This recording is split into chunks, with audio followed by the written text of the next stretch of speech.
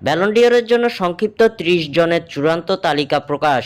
কে আছেন এগিয়ে, ব্রাজিলের রাফিনহা নাকি ফ্রান্সের ওসমান দেমবেলে? দর্শক, ২০২৫ ব্যালন ডি অর কার হাতে দেখতে চান? আপনাদের প্রিয় খেলোয়াড়ের নাম আমাদের কমেন্ট করে জানিয়ে দিন। ২০২৫ ব্যালন ডি অরের জন্য সংক্ষিপ্ত চূড়ান্ত তালিকা প্রকাশ করেছে ফরাসি সাময়িকী। গত বৃহস্পতিবার ৭ আগস্ট প্যারিসের থিয়েটার ডু শ্যাটেলেতে আয়োজিত এক অনুষ্ঠানে ৩০ জনের সংক্ষিপ্ত এই তালিকা প্রকাশ করা হয়েছে।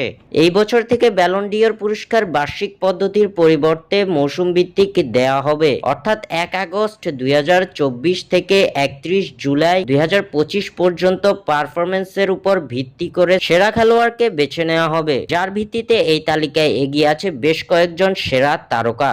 তারা হলেন ব্রাজিলের রাফিনহা, স্পেনের লামিন ইয়ামাল, ফ্রান্সের উসমান দেমবেলে, পোল্যান্ডের রবার্ট লেভানডস্কি, মিশরের মোহাম্মদ সালাহ ও পর্তুগালের বিতিনহা। তবে এদের মধ্য থেকে মর্যাদার এই পুরস্কার জয়ের ক্ষেত্রে সবচেয়ে বেশি এগিয়ে আছে ব্রাজিলিয়ান তারকা রাফিনহা ও ফরাসি তারকা ওসমান দেমবেলে। পরিসংখ্যান ঘাটলে দেখা যাবে ব্যক্তিগত পারফরমেন্সের রাফিনহার থেকে কয়েক গুণ পিছিয়ে আছেন দেমবেলে। মৌসুম জুড়ে দলীয় শিরোপা জেতার দিক থেকে এগিয়ে থাকলেও গোল ও অ্যাসিস্টের দিক থেকে ব্রাজিলিয়ান রাফিনহার থেকে পিছিয়ে আছেন ফরাসি তারকা দেমবেলে। শিরোপার দিক দিয়ে দেমবেলেকে এগিয়ে রাখবে ইউএফা চ্যাম্পিয়ন্স লিগ। পিএসজির হয়ে অধরা এই শিরোপা ঘরে তোলার ক্ষেত্রে দারুণ ভূমিকা রেখেছেন ফরাসি এই তারকা। অন্যদিকে ফরাসি লিগ ওয়ানের তুলনা যদি স্পেনের লা লিগার সঙ্গে করা হয় তাহলে অবশ্যই এগিয়ে যাবে রাফা। বার্সেলোনার জার্সিতে মৌসুমে জিতেছেন ডোমেস্টিক ট্রেবল। মৌসুমে ৬৪ ম্যাচ খেলে ৩৮ গোলের পাশাপাশি ব্রাজিলিয়ান তারকা করেছেন ২৬টি অ্যাসিস্ট। বার্সেলোনা ইউসিএল জিততে না পারলেও চ্যাম্পিয়ন্স লিগে ১৪ ম্যাচে ১৩ গোল ও ৯টি অ্যাসিস্ট আছে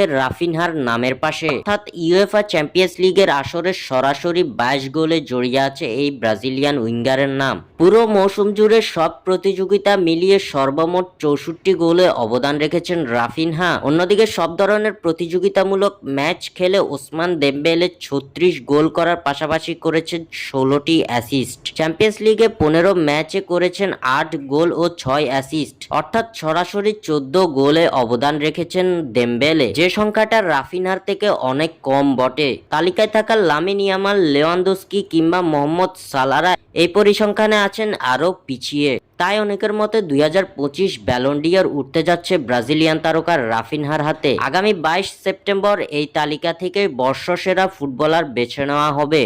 স্বাক্ষর থেকে সাদবিন ইসলাম।